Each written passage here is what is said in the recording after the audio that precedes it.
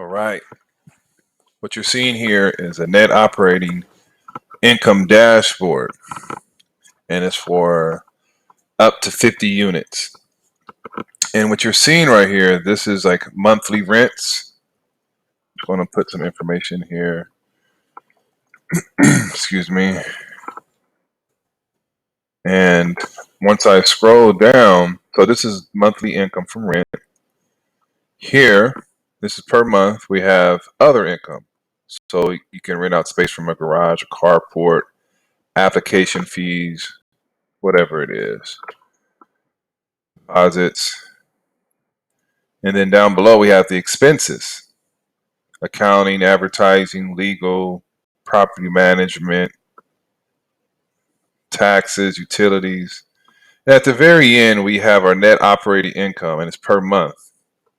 But what is sweet about this is that I'm going to go to this other tab that's called Accumulative Dashboard. Now, in Accumulative Dashboard, this is going to capture all the months combined. So here you get a visual what's going on to see where the money is being allocated to or it's pulling from. So out of all of my income, rent income, I have 1% coming from other income. Here's the expenses over here on the left-hand side. And at the bottom, we have rent income, other income, expenses, and then we have the NOI. Now, if I go back over here to income and expenses tab, what it does is it calculates it automatically. And on this, or over here on this column N, it changed for me. Okay, so this is overall. Now here, this is a monthly one. So if I want to say, okay, what's going on in March? I click on March and the numbers will change.